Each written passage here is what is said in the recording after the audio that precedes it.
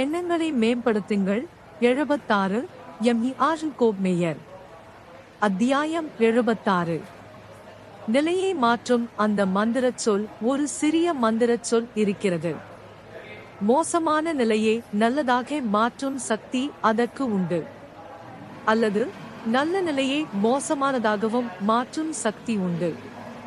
அந்த சிறிய மந்திரச் சொல்லை நீங்கள் எவ்வாறு பயன்படுத்துகிறீர்கள் என்பதை பொறுத்தே இது அமைகிறது. இதை எவ்விதம் பயன்படுத்துவது என்பது எப்போதும் உங்கள் முழுமையான கட்டுப்பாட்டிலேயே உள்ளது. எனவே இந்த சிறிய மந்திரச் சொல்லை பயன்படுத்துவதன் மூலம் தீமையை நன்மையாகவும், துயரத்தை மகிழ்ச்சியாகவும், தோல்வியை வெற்றியாகவும் மாற்றவும், உங்கள் வாழ்விலும் பிறருடைய வாழ்விலும் அற்புதங்களை நிகழ்த்தவும் வல்லமை உங்களுக்கு உண்டு.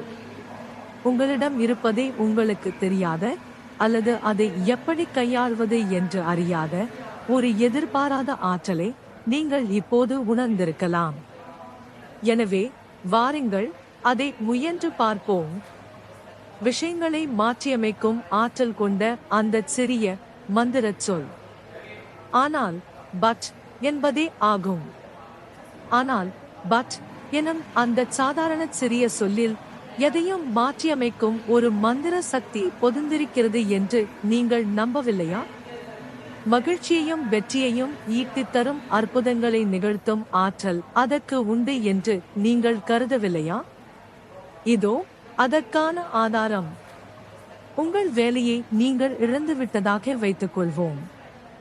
அப்போது நீங்கள் இவ்வாறு கூறுகிறீர்கள், ஆம், நான் என் வேலையை இழந்துவிட்டேன்.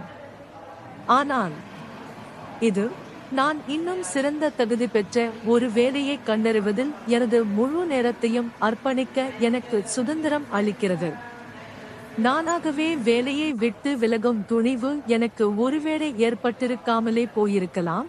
அப்படி என்றால் என் வாழ்நாள் முழுவதையும் ஒரே தேக்க நிலையில் கழித்திருப்பேன். ஆனால் இப்போது வாழ்க்கையில் நான் உண்மையில் எதை செய்ய விரும்புகிறேன் என்பதை கண்டறியவும், எனக்கு மனநிறைவையும் அதிக நற்பயன்களையும் தரக்கூடிய ஒரு வேலையை பெறவும் நான் சுதந்திரமாக இருக்கிறேன். ஆனால் பட் எனும் அந்த சிறிய சொல் எதிர்மறையிலிருந்து நேர்மறைக்கும், தீமையிலிருந்து நன்மைக்கும் மாறுதலை ஏற்படுத்துகிறது என்பதை கவனத்தில் கொள்க. உங்களுக்கு மிகவும் நெருக்கமான அன்பிற்குரிய ஒருவரை நீங்கள் இழந்துவிட்டதாக வைத்துக் கொள்வோம். அப்போது நீங்கள் இவ்வாறு கூறுவீர்கள், ஆம், இது நெஞ்சை பிளக்கும் ஒரு துயரமே. ஆனால் இது இவ்வாறே நிகழ்ந்துள்ளது என்பதையும், இதை மாற்றியமைக்க இயலாது என்பதையும் நான் ஒப்புக்கொள்கிறேன். மாற்ற முடியாத எதையும் நான் ஏற்றுக்கொள்கிறேன். யதார்த்தம் என்று நான் ஏற்றுக்கொண்ட சூழலுக்கு ஏற்ப என் வாழ்க்கையை நான் தகவமைத்துக் கொள்வேன். மேலும் என்னைவிட பன்மடங்கு மகத்தான, சொல்ல போனால் எனக்கு நிகழ்ந்த வேறு எதைவிடவும் பெரிதான ஒரு நற்பணியில் ஆக்கப்பூர்வமான செயல்களின் வாயிலாக என்னை முழுமையாக ஈடுபடுத்திக் கொண்டு நான் கரைந்து போவேன். மீண்டும் கவனியுங்கள், எதிர்மறையிலிருந்து நேர்மறைக்கும், துயரத்திலிருந்து ஏற்புக்கும், அதன்பின் தன்னை முழுமையாக ஈடுபடுத்திக் கொள்ளும் செயல்பாடுக்கும் இட்டுச் செல்லும் அந்த மாற்றத்தை உருவாக்குவது ஆனால் பட் எனும் அந்த சிறிய சொல்தான். நீங்கள் படித்து, உழைத்து, தியாகங்கள் பல புரிந்து வந்த உங்கள் வாழ்வியல் குறிக்கோள் ஒன்று திடீரென உங்கள் கைகளிலிருந்து பறிக்கப்பட்டு விதியின் எனும் கடின பாறைகளில் மோதி சிதறி போனதாக வைத்துக் கொள்வோம். அப்போது நீங்கள் இவ்வாறு கூறுவீர்கள், ஆம், அந்த குறிக்கோள் இப்போது இழக்கப்பட்டுவிட்டது. ஆனால் விதி ஒரு வாயிலை மூடும் போது நம்பிக்கை எனும் சக்தி வேறொரு வாயிலை திறந்து வைக்கும் என்பதே வாழ்வியல் நியதியாகும். எனவே திறந்திருக்கும் அந்த வாயிலை நான் தேடிச் செல்வேன். அதன் வழியே இன்னும் மகத்தானதொரு குறிக்கோளை கண்டடைவேன். மேலும் அதை சாதித்தும் காட்டுவேன்.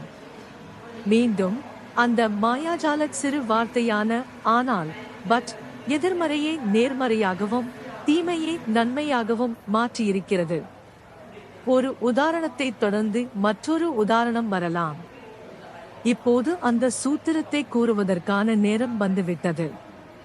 அப்போதுதான் அதை மனப்பாடம் செய்து ஒரு இயல்பான அனிச்சை செயலாக மாற்ற முடியும். அது உங்கள் வாழ்வில் எதிர்மறையிலிருந்து நேர்மறைக்கு மாறுவதற்கும் தீமையை நன்மையாக மாற்றுவதற்கும் ஆனால் என்ற மந்திர வார்த்தையை தானாகவே பயன்படுத்தும். அந்த சூத்திரம் அல்லது நீங்கள் விரும்பினால் அதை ஒரு முறை அல்லது நுட்பம் என்று அழைத்துக் கொள்ளலாம் என்பது மிக எளிமையாக இதுதான். 1. ஏதேனும் ஒரு விரும்பத்தகாத நிகழ்வு ஏற்படும் போதெல்லாம் அதை உடனடியாக ஒப்புக்கொள்ளுங்கள். பிரச்சனைகளை ஒருபோதும் இல்லாதது போல் பாவிக்காதீர்கள். மேலும் அதை உரக்க விவரிப்பதன் மூலமோ அல்லது மனதிற்குள் அமைதியாக சொல்லிக் கொள்வதன் மூலமோ வார்த்தைகளால் வெளிப்படுத்துங்கள். இதன் நோக்கம் என்னவென்றால், நீங்கள் மாற்ற விரும்பும் அந்த துயரமான நிலைமை எது என்பதை துல்லியமாக அறிந்து கொள்ளும் வகையில் அதை தெளிவாக வரையறுத்து கூறுவதே ஆகும். 2. பின்னர் நீங்கள் மாற்ற விரும்பும் அந்த தீய நிலையையோ அல்லது எதிர்மறை அம்சத்தையோ மனதாலும் வாக்காலும் வரையறுத்து கொண்ட பிறகு, ஆனால் பட் எனும் அந்த மாற்றத்தை உருவாக்கும் சொல்லை முழுமையான ஒருமுகப்பாட்டுடன் வலியுறுத்தி கூறுங்கள். 3. ஆனால் பட் எனும் இணைப்புச் சொல்லை தொடர்ந்து அந்த மோசமான நிலையை சாத்தியமான மிகச் சிறந்த சூழலாக நீங்கள் உருமாற்றுவீர்கள் என்ற நேர்மறையான உறுதிமொழியை அளியுங்கள். மேலும் அவ்வாறு செய்வதை உடனடியாக தொடங்குங்கள். இப்போது இதை மற்றொரு உதாரணத்தில் முயன்று பார்ப்போம்.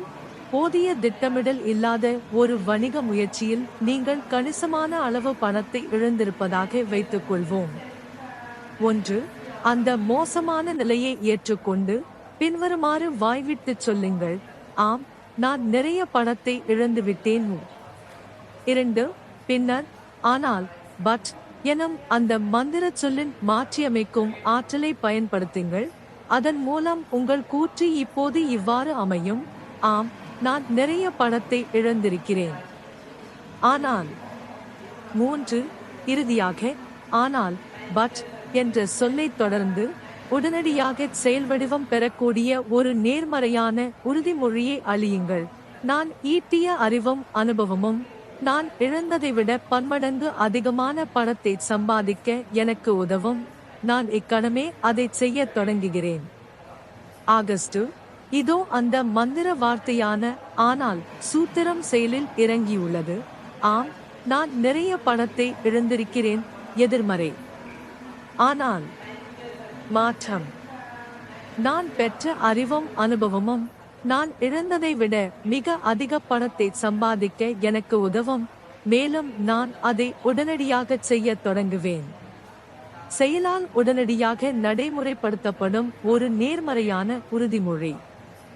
ஏதாவது கெட்டது நடக்கும் போதெல்லாம் கெட்டதை நல்லதாக மாற்றுவதற்கு ஆனால் என்ற மந்திர வார்த்தையை எப்போதும் பயன்படுத்துங்கள். இது ஒரு புரட்சிகரமான யோசனை. இது உங்கள் வாழ்க்கையிலேயே ஒரு புரட்சியை ஏற்படுத்தக்கூடும்.